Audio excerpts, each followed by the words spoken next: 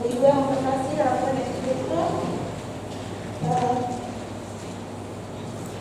firman Tuhan kita pada pagi hari ini kita mau belajar tentang Maleakhi 2 ayat 1 sampai ayat 9. Di mana kita sudah belajar bagaimana tentang di pasal yang 1 kita bisa mengerti tentang apa sih maksud dari Maleakhi itu.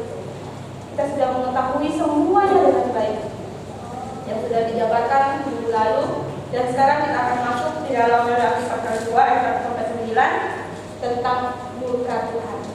Bapak Ibu yang terkasih dalam Tuhan Yesus Kristus, dengan cara bagaimanakah kami menghina nama-Mu? Di ayat pasal yang ke-1 ayat yang ke-6 sampai pasal kedua ayat yang ke-9.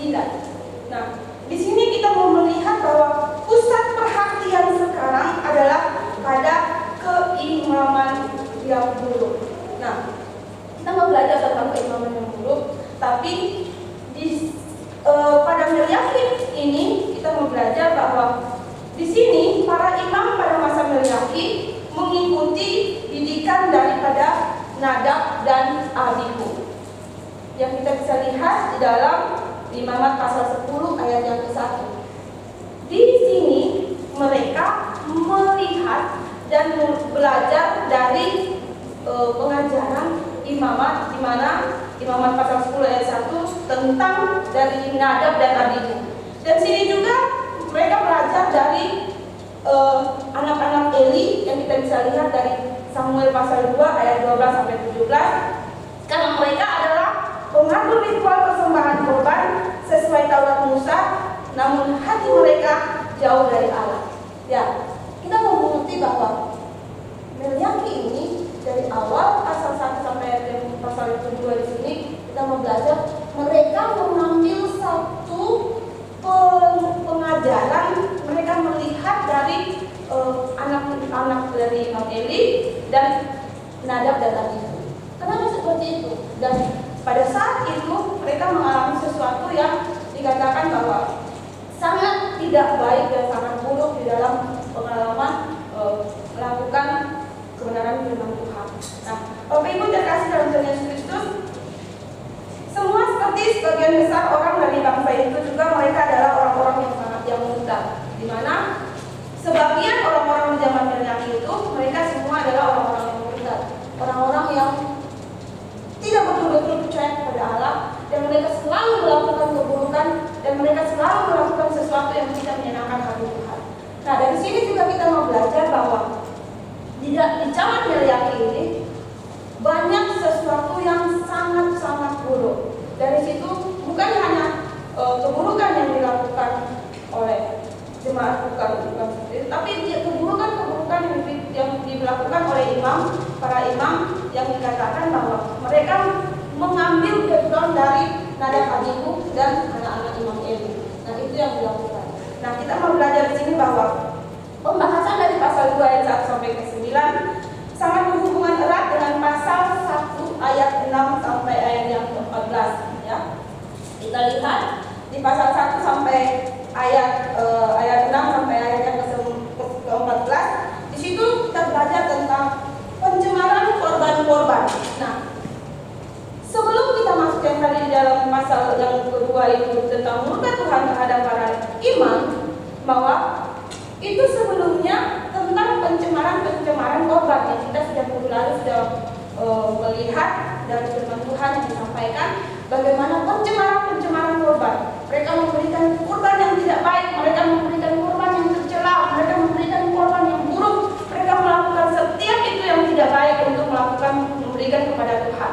Nah, dari situ kenapa itu terjadi? Pasti ada sesuatu hal. Tidak ada asap, pasti ada api.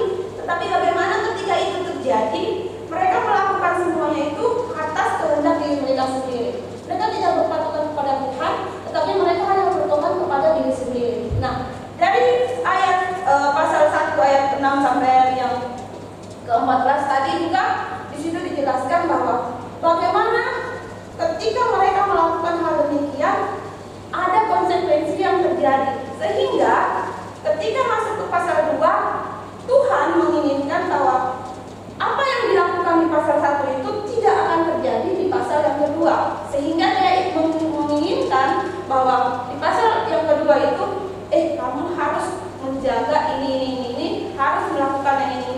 Seperti halnya ketika kita melihat ketika di Keluaran, ketika Tuhan mau membawa bangsa Israel keluar dari tanah Mesir, Dia memberikan 10 perintah Tuhan.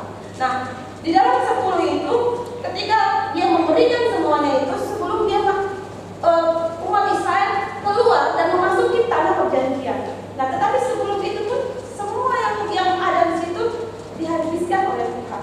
Tetapi di sini mau ditegaskan bahwa ketika ada peraturan, pasti kita harus melakukannya. Kita harus mengikuti peraturan itu. Tetapi ketika kita tidak mengikuti peraturan itu, maka apa yang terjadi? Fatal. Seperti halnya mungkin ketika kita ada lampu merah, kita terobos aja anggap aja buta warna, ya, buta warna. Aduh, kayaknya warna hijau bukan warna merah tadi ya. Saya terus nanti kalau pas udah kecelakaan atau mungkin ditilang, tadi Bapak maaf ya, ditahan Bapak tadi terobos lampu merah. Lalu dijawab supaya untuk mengalihkan suasana atau mengalihkan kesalahan, maaf Pak, saya udah warna karena saya kira tadi itu warna hijau, ternyata warna merah. Nah, ketika peraturan itu kita tidak melakukannya, kita melanggarnya, maka konsekuensinya fatal. Yang tadi saya bisa menjelaskan tadi. Nah, Bapak Ibu yang terkasih dalam Tuhan Yesus Kristus, disinilah Tuhan memberikan satu titah. Makanya di situ dikatakan bahwa murka Tuhan terhadap para imam. Dia menginginkan bahwa dia mau supaya para imam terlebih dahulu, kepala terlebih dahulu untuk melakukan yang benar atau tidak untuk setiap tangan-tangan atau anggota-anggotanya. Nah, tetapi sebelum kita masuk ke dalam hal ini, kita mau belajar bagian kepala dulu. Ketika kita belajar bagian kepala, baru kita mulai belajar tentang anggota atau mungkin bagian anggota yang lain. Kita kalau belajar kepala, coba Bapak Ibu ya. Kalau yang di sini udah nggak ada, bisa hidup nggak? Pasti udah nggak bisa apa-apa kan? Nggak bisa bernafas saja udah nggak bisa apa-apa. Kalau tangan yang sakit, kaki yang sakit, atau yang lain-lain yang sakit, itu biasa. Tapi tidak terlalu fatal. Tapi kalau bagian sini, kayak mana? Fatal kan? Tapi tetap di dalam apapun yang sakit pasti bisa merasakan. Kita semua bisa merasakan. Sama halnya juga dengan kita. Ketika jemaat Tuhan satu yang sakit, pasti kita merasakan kesakitannya juga. Kita merasakan apa yang dialami. Nah, hari ini kita mau belajar bahwa di dalam pasal 2 ini kita melihat bahwa dia mau menjelaskan kepada kita bahwa kita persembahan altar sudah tidak ada lagi, demikian juga dengan jabatan keimaman, karena jabatan ini telah diganti oleh Kristus. Ya, mungkin ketika kita melihat firman Tuhan ini sangat sadis ya. Ketika saya membaca ini dan mempersiapkannya juga mungkin sangat sadis, sangat sadis. Itu begitu luar biasa murka Tuhan di dalam ayat ini atau pasal ini. Kenapa? Seringkali mungkin kita melihat bahwa apa yang dilakukan pada saat itu, sudah itu yang terjadi. Nah, kita melihat ke hukuman Allah pada zaman perjanjian lama dan perjanjian baru seperti apa. Lebih enak perjanjian lama atau perjanjian baru? Kalau Bapak Ibu saya tanyakan, mau kembali ke perjanjian lama? Gigi ganti gigi, mata ganti mata. Kamu berbuat salah tebas, kamu buat salah ini tebas. Tetapi di dalam perjanjian baru, apa yang dikatakan? Kristus sudah menggantikan semuanya itu dengan kasih karunia. Maka ketika kita mendapatkan kasih karunia dan kita diberikan semua kasih karunia itu, kadang-kadang kita menyepelekan kasih karunia. Kasih karunia Allah yang sudah kita diberikan oleh Tuhan bagi kita. Contoh, kalau kita diberikan sesuatu yang mungkin, contoh aja, Pak Cutek, Pak Alvin datang, Pak, ini saya datang membawa Bapak hadiah yang sangat mahal. Bukan hadiah yang paling kaleng, ya. Cincin atau jangan cincin nanti dicemburuin lagi yang lain. Pakai kasih jam aja. Pak, saya kasih kamu jam. Ini jam yang unlimited edition. Siapa yang tidak mau? Harganya sangat mahal dan dia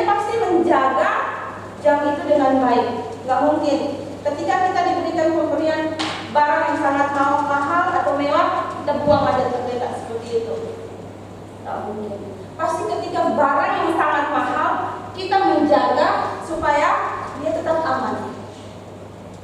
Kita tidak buang. Seperti halnya itu dengan kasih karunia Tuhan. Ketika Tuhan memberikan kasih karunia yang begitu besar, yang begitu sangat mahal, terharga, nilainya begitu luar biasa, tapi kita kadang menyepelekan kasih karunia Tuhan. Kita lupa akan apa yang sudah Tuhan berikan bagi kita. Dia menggantikan nyawanya untuk kita. Dia menggantikan segalanya untuk kita. Tetapi kadang-kadang kita lupa. Kita beribadah ogah-ogahan. Seperti minggu lalu sudah dikatakan, kita seperti hal yang biasa, hal sesuatu yang sangat rutinitas. Kita melakukan apapun itu, kita tidak betul-betul menikmati kasih Tuhan dengan baik. Kita lupa untuk meresapi kasih Tuhan itu dengan baik. Seperti orang mungkin ibu-ibu yang biasa masak, pasti tahu kalau memasak yang enak seperti apa. Kasih bumbu yang banyak biar makanan itu bisa resap, api yang kecil. Wah, kalau orang menikmati makanan itu sangat nikmat. Mulailah makanannya top, karena masakannya meresap, enak. Hanya demikian juga dengan kebenaran firman Tuhan. Ketika kita mengerti firman Tuhan dengan baik, kita meresapi dengan baik, itu menjadi satu berkat. Tetapi kalau kita tidak meresapi firman Tuhan itu dengan baik, kita hanya datang dan duduk dan balik pulang, tidak mendapatkan apa-apa. Kita merasa bahwa itu sesuatu hal yang biasa. Saya bisa pulang, saya bisa membaca dan merenungkan firman Tuhan sendiri. Saya bisa buka YouTube, saya bisa lihat firman Tuhan di rumah sendiri. Saya bisa melakukan sendiri tanpa ada orang lain. Kita datang dan beribadah kepada Tuhan. Itu yang terjadi. Bapak Ibu yang terkasih dalam Tuhan Yesus Kristus, di sini juga John Piper mengatakan melalui Maleakhi 2 ayat 7. Sebab bibir seorang imam memelihara pengetahuan dan orang mencari pengajaran dari mulutnya. Jadi tugas imam di Perjanjian Lama kita tahu bahwa masih terus berjalan, yaitu bahwa mereka bertanggung jawab untuk mengajar dan memimpin gereja. Nah, dari cerita dari John Piper ini di mana mengatakan melalui Maleakhi 2 ayat 7, sebab bibir seorang imam memelihara pengetahuan dan orang mencari pengajaran dari mulutnya. Ketika kita di sini dikatakan bahwa seorang hamba Tuhan atau imam memberikan pengajaran kepada jemaat-jemaat Tuhan. Tetapi kadang-kadang seringkali kita melihat di tempat yang lainnya, mungkin mereka menyampaikan firman Tuhan sesuai dengan keinginan mereka sendiri, tidak secara eksegesi, tidak secara pendalaman firman Tuhan, tetapi hanya secara alegori atau berdasarkan pemikiran mereka sendiri untuk menyampaikan firman Tuhan. Nah, itulah yang terjadi di Maleakhi pada saat itu.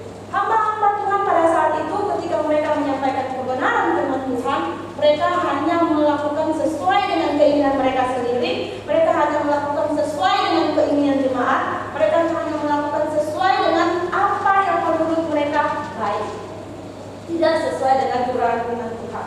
Tidak, orang bilang back to the Bible, kembali kepada firman Tuhan. Nah, ketika firman Tuhan itu dikatakan dengan tidak benar, yang tadi dikatakan oleh John Piper itu tidak benar, maka apa yang disampaikan apa yang disampaikan tidak masuk. Coba contoh aja, mungkin kalau kita membuat satu games di sini, saya ngomong ke pertama dari Pak Adi beberapa kata, mungkin 10 kata lah, sampai ke belakang ke tempat Miss Nur, gak tahu katanya masih tersampaikan atau tidak pesan itu. Pernah kan kita bermain game seperti itu, menyampaikan kata mungkin kakiku, kaku, itu aja udah agak susah ya. Apa ya? Nanti kembali sampai ke belakang, kaki kaku. Ujungnya cuma segitu. Padahal tidak seperti itu. Nah, penyampaian, ketika kita menyampaikan sesuatu dengan benar, maka penyampaian itu sampai, masuk, bisa tahu. Jadi mungkin saat ini, ketika kita menyampaikan, masuk, kita mengerti. Begitu pula juga dengan kita sebagai jemaat Tuhan. Ketika kita mendengar dengan baik, maka kita mengerti. Tapi kalau ketika kita tidak mendengar dengan baik, maka kita tidak akan mengerti. Itu yang terjadi. Bapak Ibu, coba kalau kita nonton film ya, mungkin film kesukaan kita yang mama-mama atau mungkin para muda-mudi sukanya drama Korea contohnya ya, drama Korea. Wah, kalau udah nonton kisah yang senang ketawa, sama-sama ketawa. Tapi kalau adegan yang sangat membahayakan, dia juga merasakan bahwa dia juga ada masuk di dalam film itu. Ada pukul, kan? Dia suruh ada pukul. Terus mungkin ada sesuatu yang salah. Dia kok nggak tahu ya? Aduh, habis itu terjadi. Terus kalau mungkin adegan yang sedih atau nangis, sudah apa yang terjadi? Muka matanya udah mulai buka-buka. Hari Sabtu aku nonton film Korea ya, gara-gara nonton film Korea sedih, udah matanya buka, nangis-nangis sampai di gereja. Kenapa? Dipukul ya? Atau digigit tahunnya? Enggak. Kenapa? Habis nonton film Korea. Soalnya tadi filmnya sedih kali. Episode hari itu sangat sedih kali. Apa coba Bapak Ibu? Ketika kita nonton film aja, kita bisa menikmati loh, sampai meresap loh, bisa tahu loh. Wih, adegannya tadi tuh gila. Aku sampai menangis sampai satu ember. Air mata nggak bisa berhenti. Karena apa? Filmnya itu sedih sekali. Kita bisa rasakan, bisa menikmati dari tersebut. Sama halnya juga dengan kebenaran firman Tuhan. Bagaimana ketika kita mengerti firman Tuhan, kita mendengar firman Tuhan, mengerti, meresapi, maka itu jadi berkat. Jadi berkat. Siapapun yang berdiri di sini, siapapun, bukan saya, bukan Bang Lian, atau bukan Mas Putri, siapa saja, ketika bukan menyampaikan firman Tuhan, ketika dia hanya bersaksi, ketika dia benar-benar mendengar dengan baik, itu menjadi berkat buat dirinya, buat kita sendiri. Ketika kita menikmati berkat Tuhan itu, sama halnya juga dengan makanan beras. Ketika dalam keadaan yang sangat lapar, pasti kita menikmati makanan itu dengan apa? Tanpa doa. Karena apa? Udah lapar kok. Ya enggak? 2 hari enggak makan, puasa lah boleh bilang. Atau belum enggak lapar, haus lagi. Dapat lihat makanan. Enggak usah pakai doa. Udah lapar soalnya. Langsung dijejak. Udah makan. Setelah makan, keselak. Udah kecedek di sini di telinga, di tenggorokan. Udah kecedek baru, aduh Tuhan, tolong Tuhan, ampun Tuhan, tolong kasih keluar dulu ikan tadi tuh, aku makannya terlalu cepat-cepat. Kalau enak malah. Tadi pas menikmati makanan kamu lupa. Sekarang udah keselak baru. Sama kita pun juga begitu. Ketika kita mengalami sesuatu hal yang bahagia, sesuatu hal yang nyaman, yang enak, kita menikmati itu dengan baik. Tetapi ketika baru terantuk, ketika kita mengalami sesuatu hal, apa yang terjadi? Baru Tuhan, tolong Tuhan, kamu di mana Tuhan? Aku ada mengalami hal ini, Tuhan tolong saya Tuhan. Tidak. Bagaimana di sini tentang meresapi dengan baik kebenaran firman Tuhan. Apapun itu bisa menjadi berkat buat kita masing-masing. Mungkin kata dari seorang anak kecil pun ketika dia memberitakan firman Tuhan, ketika dia hanya berbicara sedikit saja tentang firman Tuhan, itu bisa menjadi berkat buat kita ketika kita meresapi firman Tuhan itu dengan baik. Siapapun dia. Nah, dalam hal ini juga dijelaskan bahwa ketika zaman itu juga, ketika yang tadi dikatakan bahwa mereka menyampaikan kebenaran firman Tuhan sesuai dengan keinginan mereka sendiri. Dari dalam hal ini bukan pada zaman itu aja, tetapi zaman sekarang pun juga demikian. Itu yang terjadi saat ini. Banyak semua orang mau supaya apa? Saya berpendeta, saya hamba Tuhan, mengangkat dirinya sendiri. Banyak terjadi hal demikian. Ada yang mungkin sudah menjadi seorang hamba Tuhan yang terkenal, karena mungkin dia mulai bosan. Saya mengalih profesi untuk menjadi apa? Saya sudah sukses karena saya mempunyai jemaat yang banyak. Saya beralih menjadi pengusaha. Untuk apa? Untuk memperbanyak pundi-pundi keuangan saya. Ada yang seorang pengusaha yang mau dibilang dia sudah ada satu kisah. Seorang pengusaha, dia dalam keadaan yang sudah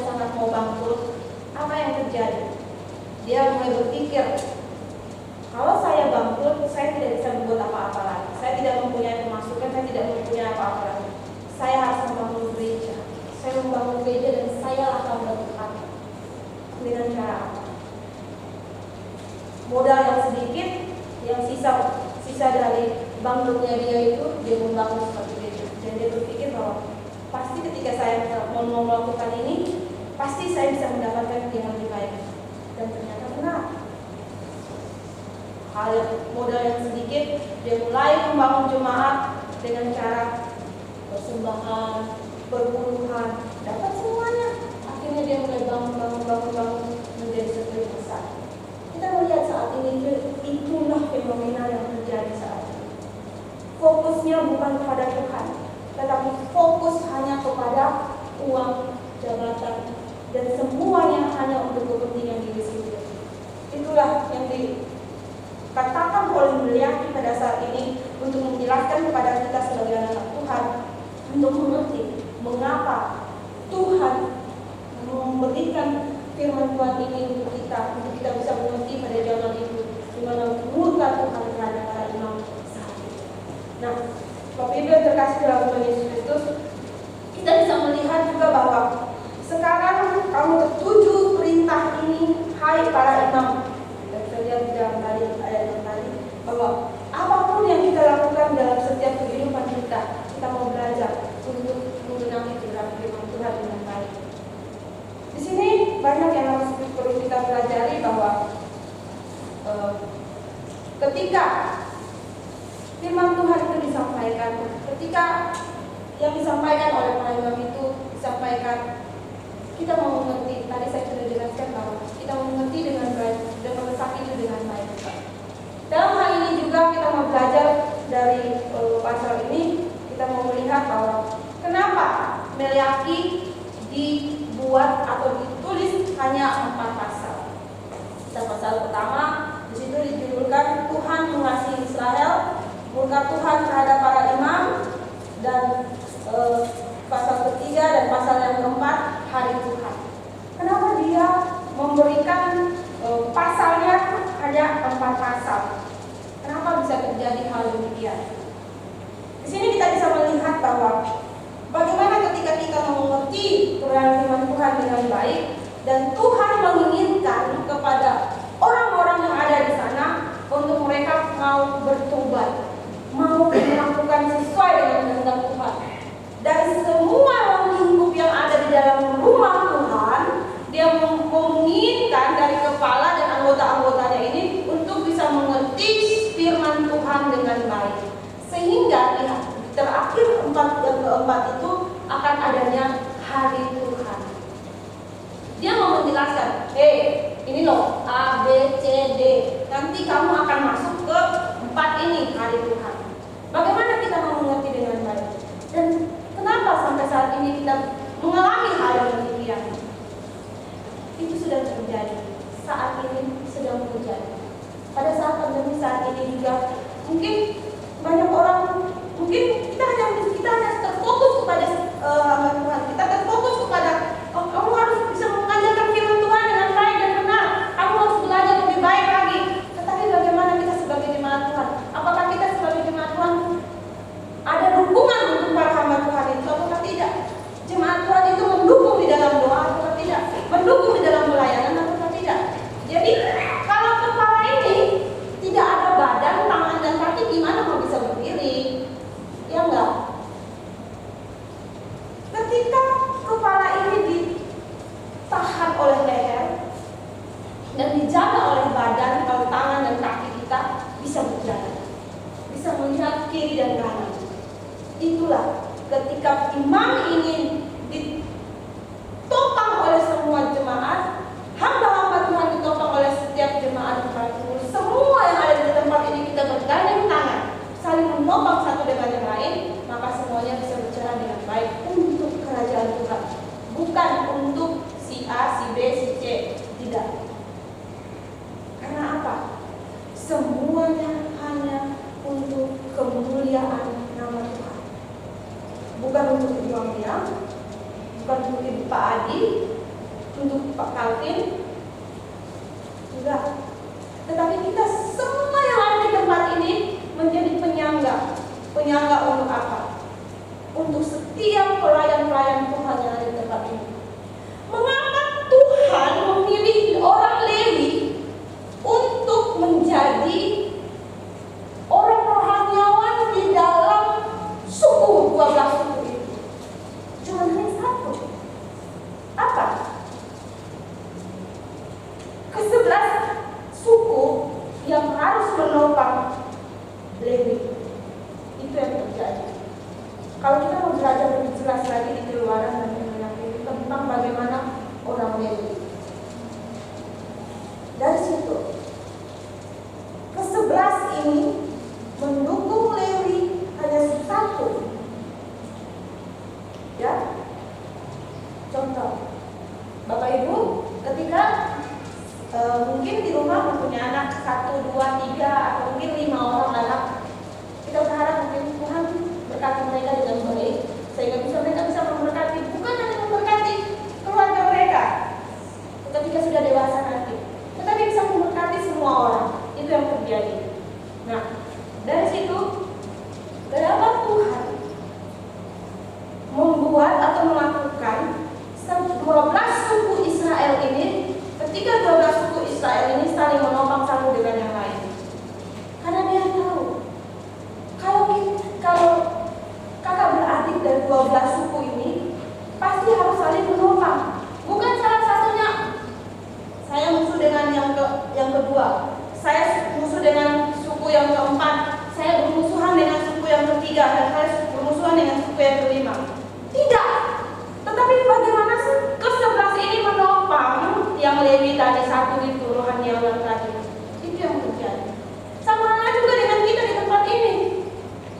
Mungkin di sini juga dijelaskan bahwa bagaimana seorang hamba Tuhan, bagaimana para hamba-hamba Tuhan ini diajarkan, atau para imam-imam ini diajarkan untuk saling bergandengan tangan.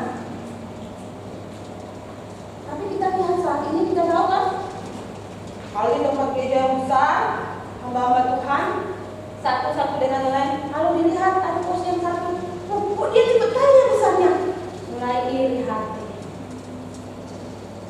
Kok saya punya kok sedikit ya jemaatnya? Aduh, kok gini? Ada iri hati di sini, ada iri hati, kesombongan tentang apa? Tentang saya ketika saya merenungkan firman Tuhan, ketika saya menyampaikan firman Tuhan, punya saya lebih bagus.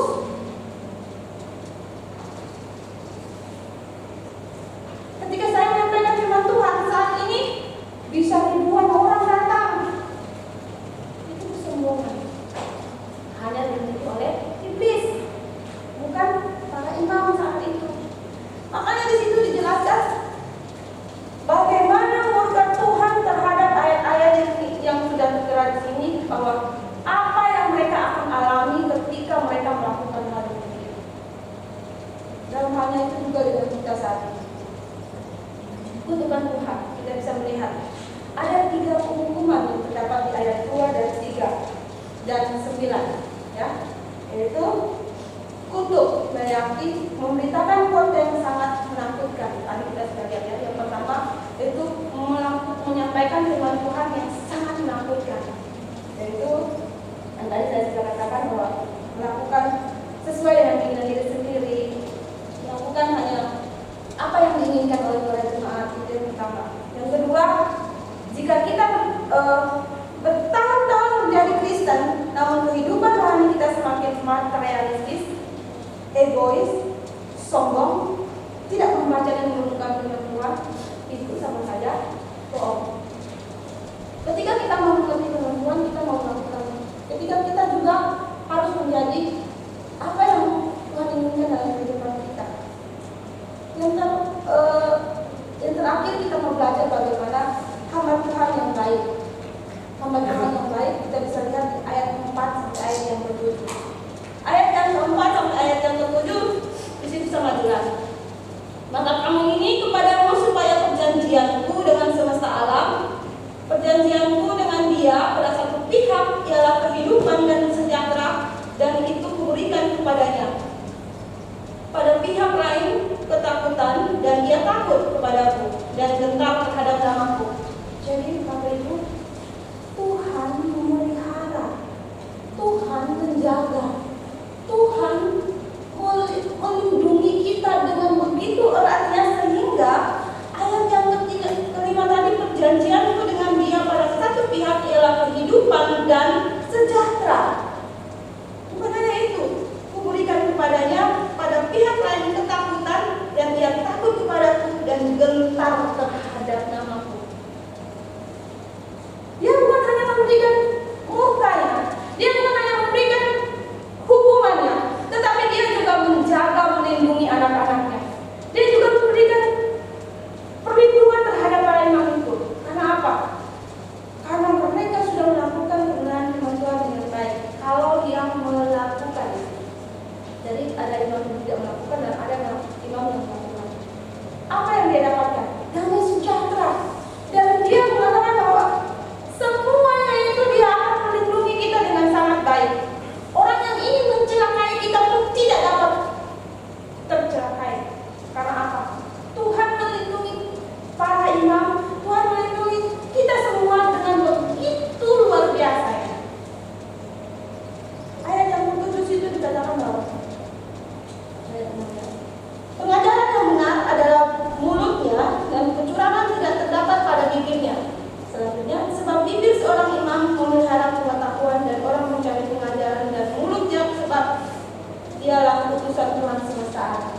Bapak Ibu yang terkasih dalam Tuhan Yesus Kristus, ada 4 kriteria dari hal ini, yaitu pertama, yaitu panggilan Tuhan. Pertama, panggilan Tuhan, kita bisa lihat dari ayat Tuhan. Panggilan Tuhan secara khusus, ya. Panggilan Tuhan secara khusus yaitu kita yang dipanggil secara khusus oleh Allah untuk menerima Kristus sebagai Tuhan dan Juru Selamat pribadi. Kalau secara umum semua dipanggil, semua menjadi anak Tuhan, bisa menikmati matahari, bisa menikmati hujan secara umum, semua bisa menikmati. Tetapi kita yang dipanggil secara khusus, yaitu anak-anak Tuhan yang mau percaya kepada Kristus sebagai Tuhan dan Juru Selamat pribadi, itulah yang dipanggil secara khusus. Yang kedua, yaitu takut akan Tuhan. Takut akan Tuhan dalam Mazmur pasal 111 ayat 10, di situ dikatakan permulaan hikmat adalah takut akan Tuhan. Ketika kita melakukan hal ini, ketika kita takut akan Tuhan, pasti kita melakukan sesuai dengan apa yang Tuhan kehendaki dalam hidup kita. Yang ketiga, yaitu motivasi yang benar. Motivasi yang benar, di sini dikatakan Pak Tom sini mengatakan bahwa selalu menyatakan motivasi yang benar dalam melayani Tuhan, dan dia menunjukkan hati yang tulus di hadapan Allah. Pak Tom mengatakan bahwa motivasi yang benar itu motivasi yang tulus di hadapan Allah, bukan setengah-setengah, bukan seperempat, tetapi seluruh hidup kita sepenuhnya kepada Tuhan. Ketika kita tulus dan ikhlas melakukan semuanya, pasti apa yang kita lakukan itu adalah hal yang benar. Itu kita mau belajar bagaimana motivasi kita kepada Tuhan. Apakah motivasi ada bla bla bla belakangnya, atau motivasi yang benar di hadapan Tuhan? Karena pada saat itu kita bisa melihat bahwa pada zaman itu para imam motivasinya ada motivasi yang tidak benar.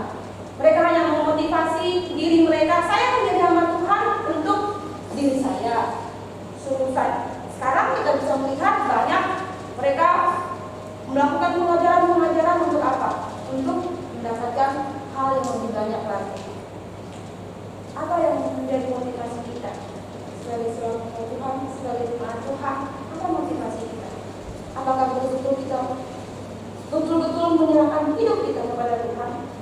Atau memotivasi kita, sudahlah, saya hanya mau datang, udah cukup, selesai pulang, kita bisa menikmati bersama keluarga. Apakah itu? Yang keempat, berpengetahuan. Bagaimana kita berpengetahuan tentang firman Tuhan yang benar? Ketika kita berpengetahuan tentang firman Tuhan yang benar, maka kita tidak bisa dikecohkan oleh orang lain, dan kita bisa mewartakan firman Tuhan yang benar tidak tersesatkan oleh orang lain. Kalau kita berpengetahuan yang benar tentang firman Tuhan. Tetapi kalau kita tidak berpengetahuan yang tidak benar tentang firman Tuhan, kita bisa disesatkan oleh orang. Di situ juga Stephen Tong pernah mengatakan bahwa setiap kita di dalam mengerti firman Tuhan harus punya pengetahuan yang benar tentang firman Tuhan. Dia mengatakan bahwa ketika kamu tidak pengetahuan dengan baik, maka kamu bisa disesatkan oleh orang lain. Karena kita tahu bahwa penyesat-penyesat saat ini sangat banyak yang bisa menyesatkan kita. Jangankan orang yang mungkin dikatakan benar atau bisa menyesatkan iman percaya kita. Penyesat yang lebih gampang apa? Internet. Itu yang paling banyak menyesatkan kita. Bagaimana kita belajar tentang pengetahuan yang benar? Yaitu kita mengerti pengetahuan yang baik, sehingga kita tidak disesatkan oleh apapun. Kalau kita membaca mungkin begitu banyak artikel, kita banyak renungan-renungan di dalam di internet, kita bisa membaca. Tetapi apakah itu benar ataukah salah? Kita tidak tahu. Kita hanya bisa membaca, oh ini benar, ada kata Tuhannya kok. Tapi pengajarannya seperti apa? Kalau kita tidak berpengetahuan yang benar tentang firman Tuhan. Ketika kita mengerti pengetahuan yang benar tentang firman Tuhan, kita tidak disesatkan. Itu yang keempat. Dan kita mau belajar bahwa dari 4 kriteria ini, yaitu panggilan Tuhan, takut akan Tuhan, motivasi yang benar, dan berpengetahuan. Kita mau belajar dari firman Tuhan ini. Juga kita melihat, kita mau belajar dari Charles Spurgeon, yang dimana dia adalah seorang pengkhotbah terkenal dan memiliki begitu banyak buku yang dia pelajari. Hampir 12.000 buku lebih dia membaca buku ini untuk pengetahuan dia. Kita ya membaca 1-2 sudah nanggungan, mata sudah berakhir. Ya. Apalagi kalau bukunya segini aja udah berakhir. Apalagi buku segini. Itu buku. Tapi sekarang pun juga ada di sini. Sini juga kita juga bisa banyak belajar baca. Ya benar-benar membaca, benar-benar membaca. Kita mengambil satu pengetahuan itu bukan hanya dari buku saja, bukan hanya dari internet, tetapi pengetahuan apa? Pengetahuan kehidupan. Kita belajar dari pengalaman orang ini, si A, si B, si C. Kita mau belajar pengetahuan itu. Mungkin buku dari Yohana beda dengan buku dari Sally, yaitu pengalaman pribadi mereka, pengalaman mereka bersama dengan Tuhan. Kita belajar. Jadi belajar itu bukan hanya dari buku, bukan hanya dari internet, tetapi kita juga bisa belajar dari pengalaman orang lain. Yaitu beberapa waktu yang lalu ada kesaksian beberapa orang yang sudah sembuh dari COVID. Dia menjelaskan begitu banyak cerita tentang mengapa dia mengalami hal itu dan terjadi seperti itu, dan dia mengalami sesuatu sampai hampir koma di ICU, tapi puji Tuhan dia bisa selamat dan dia bisa melayani kembali. Itu kesaksian-kesaksian yang mau dibilang dia menceritakan apa yang dia alami bersama Tuhan. Itu pengalaman yang kita bisa baca lewat orang lain. Ketika orang lain bisa membaca pengalaman dan dia bisa membagikan buku itu kepada orang lain, bahwa apa? Supaya kita bisa menikmati pengalaman-pengalaman itu yang bersama dengan Tuhan. Itu yang paling penting. Bapak Ibu yang terkasih dalam Tuhan Yesus Kristus, dalam teman ini bisa menjadi sesuatu yang luar biasa dalam hidup kita, di mana kita mau mengerti kasih Tuhan dalam hidup kita. Apa yang harus kita lakukan ketika kita mengalami sesuatu hal? Apa yang harus kita kerjakan dalam hidup kita untuk kita tetap maju bersama-sama, berjuang untuk melakukan sesuai dengan panggilan